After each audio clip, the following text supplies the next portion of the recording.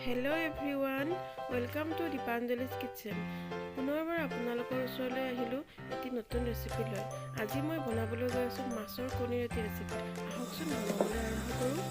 এই ৰেচিপিটো বনাবলৈ প্ৰথমতে মই মাছৰ কণীখিনি অকণমান নিমখ দি 2 পৰা 3 মিনিট সময় বইল হ'বলৈ দিম।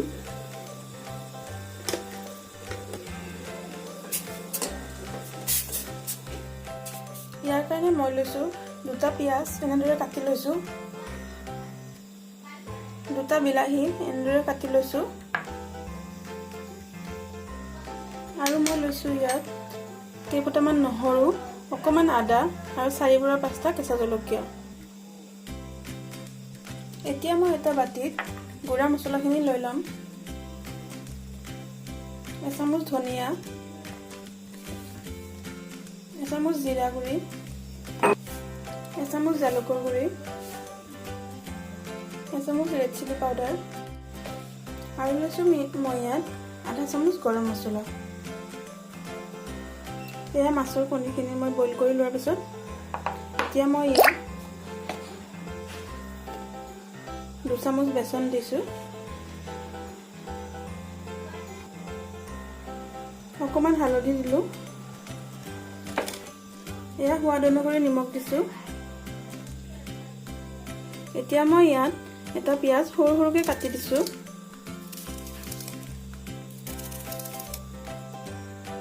এতিয়া মই এইখিনি ভালদৰে মিক্স কৰি ল'ম।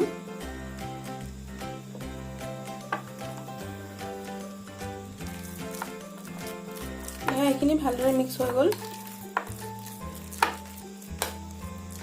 এইখিনি ফ্ৰাই কৰি ল'ব লাগিব, কিন্তু তাৰ আগতে মই মছলাখিনি ফ্ৰাই কৰি ল'ম।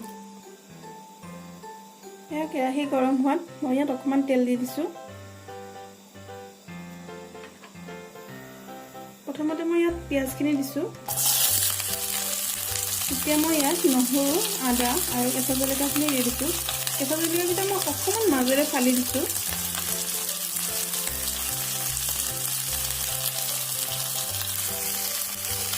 এইখিনি ভালদৰে ফ্ৰাই কৰি ল'ম।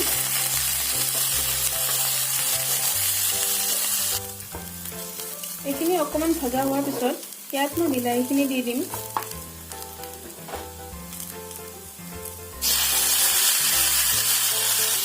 এতিয়া এইখিনি ভালদৰে মিক্স কৰি দিছোঁ। এতিয়া আকৌ এইখিনি অকণমান সময় ভাজি ল'ম। এয়া এইখিনি ভাজি হৈ গ'ল। এতিয়া মই এইখিনি নমাই ঠাণ্ডা হ'বলৈ থ'ম। এয়া তেল গৰম হ'বলৈ দিছোঁ। তেলখিনি গৰম হ'লে মই মাছৰ কণীখিনি পকৰীৰ আকাৰত বনাই ল'ম।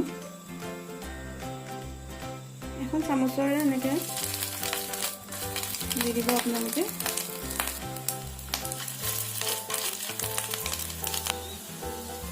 এয়া এইখিনি দিয়া হৈ গ'ল। এতিয়া মই ইয়াৰে এটা ছাইড ভালদৰে ফ্ৰাই কৰি ল'ম।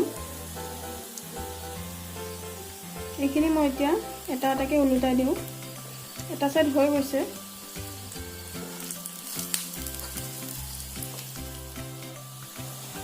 এয়া এইকেইটা ফ্ৰাই হৈ গ'ল। এতিয়া মই নমাই লৈছোঁ।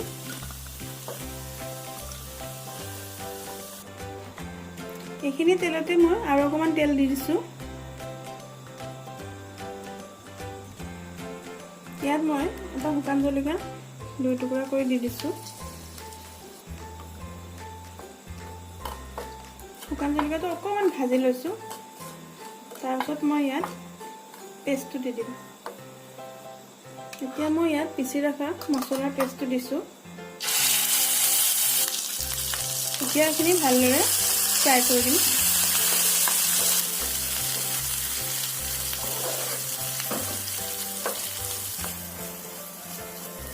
মছলাখিনি অকণমান ভজা হ'ল। এতিয়া মই ইয়াত শুকান মছলাখিনিত অকণমান পানী দি ভালদৰে মিক্স কৰি লৈছোঁ। এতিয়া এইখিনি ইয়াত দি দিছোঁ। মছলাখিনি দিয়া হ'ল। এতিয়া এইখিনি ভালদৰে মিক্স কৰি দিম। এইখিনি 2 পৰা 3 মিনিট সময় ভালদৰে ভাজিম। এয়া মই ইয়াত অকণমান হালধি দিছোঁ। এয়া ইয়াত সোৱাদ অনুসৰি নিমখ দিছোঁ।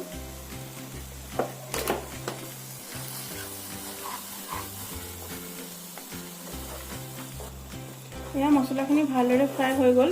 এতিয়া মই ইয়াত পকৰীখিনি দি দিম। এতিয়া মই ইয়াত এটা এটাকৈ দি দিছোঁ।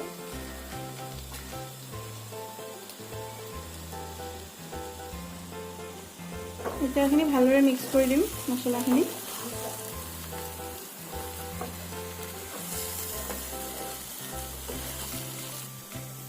এতিয়া মই এইখিনি অকণমান সময় কাৰণে ঢাকি ৰাখিম। এইখিনি এবাৰ লাৰি দিওঁ।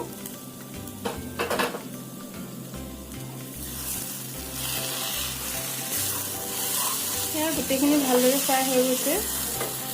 এতিয়া মই ইয়াত পানী দি দিম।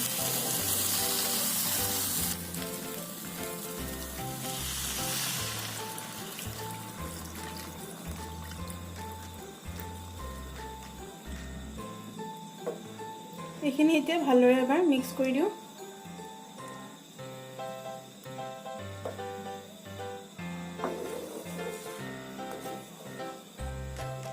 এতিয়া এইখিনি ঢাকি ভালদৰে উতলিবলৈ দিম।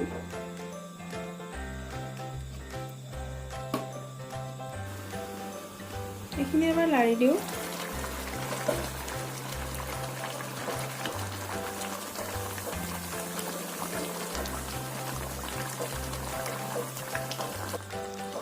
মই এইখিনি বেছি জোল নাৰাখোঁ, সেই গতিকে মই আৰু অকণমান সময় উতলাম। আপোনালোকে যদি এনেকৈও নমাব বিচাৰে নমাই দিব পাৰে। এইখিনি মই আকৌ অকণমান সময় কাৰণে ঢাকি ৰাখিম। এয়া এইখিনি হ'লেই এবাৰ লাৰি দিওঁ। হৈ গৈছে পূৰা।